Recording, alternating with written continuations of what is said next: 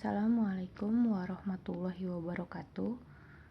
Hari ini kita akan belajar kembali di minggu keempat ini.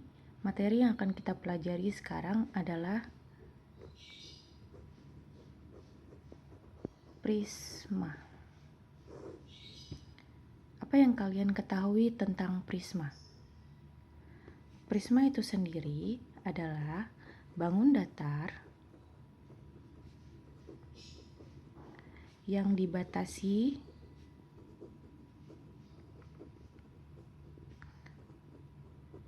oleh dua sisi yang kongruen. Ini pada bagian alas dan atapnya. Nah, kongruen itu sendiri artinya adalah sama. Jadi kalau alasnya bentuknya persegi, maka atapnya juga pasti berbentuk persegi.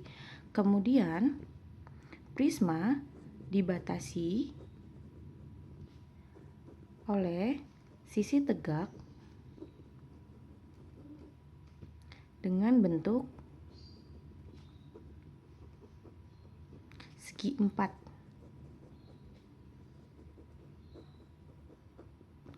Nah, nama prisma sendiri itu ditentukan oleh bentuk dari alasnya. Nah, contohnya kalau alasnya bentuknya segitiga,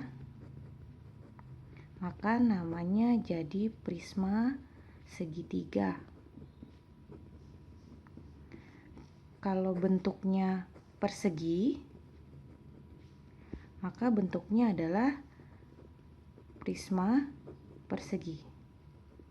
Nah, kalau prisma persegi, coba saya tanyakan sama kalian, apakah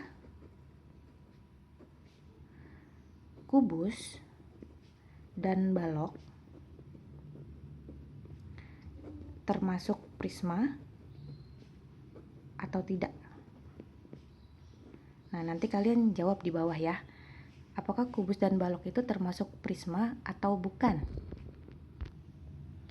Nah, itu tadi kan pengertian dari prisma. Nah, sekarang apa sih yang akan kita pelajari dari prisma? Nah, kita akan mempelajari yang pertama jelas adalah unsur-unsurnya. Unsur-unsur. Kemudian yang kedua kita akan mempelajari tentang luas permukaan.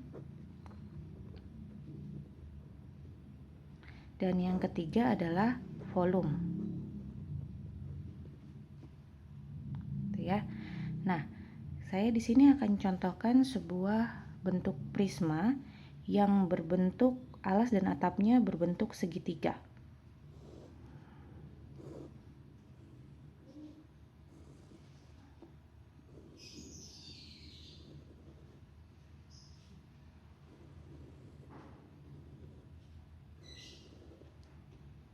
Nah, seperti biasa penamaannya kita mulai dari depan, searah atau berlawanan jarum jam.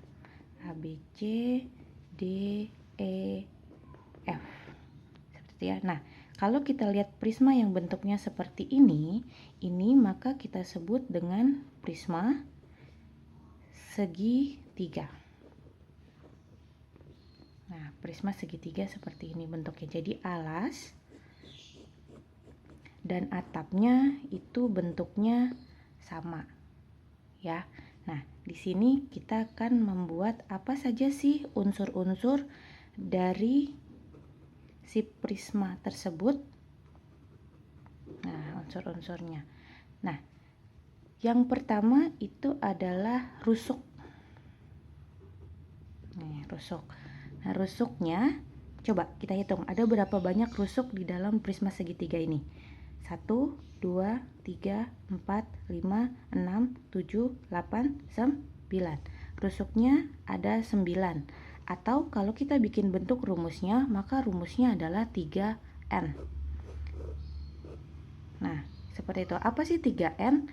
Nah, ini misalnya kalau kita punya prisma segi 4, maka banyak rusuknya itu 3N. N-nya ini kita isi dengan banyaknya seginya. Jadi kalau segi 4 maka banyak rusuknya 3 kali 4 sama dengan 12. Nah, kalau ini 9, kenapa? Karena dia adalah segi 3. Seperti itu. Nah, itu tentang rusuknya ya. Kemudian setelah rusuk kita juga harus tahu banyak sisinya. Banyak sisinya. Sisinya itu yang membentuk prisma ini.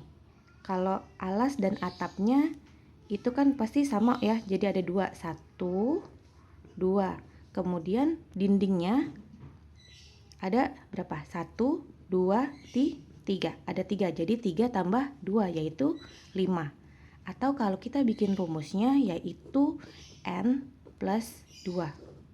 Nah, ini rumusnya ya, N plus 2. N-nya segi 3, jadi 3 ditambah 2 sama dengan 5.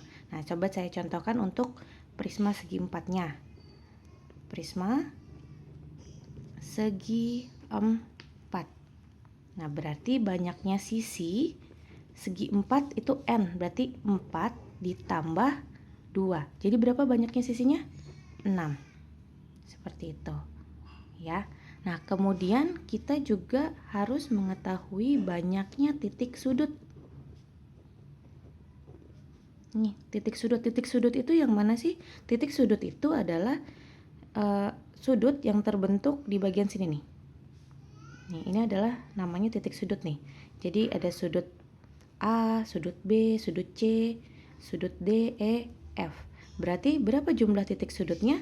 1, 2, 3, 4, 5, 6. Jadi jumlah titik sudutnya ada 6.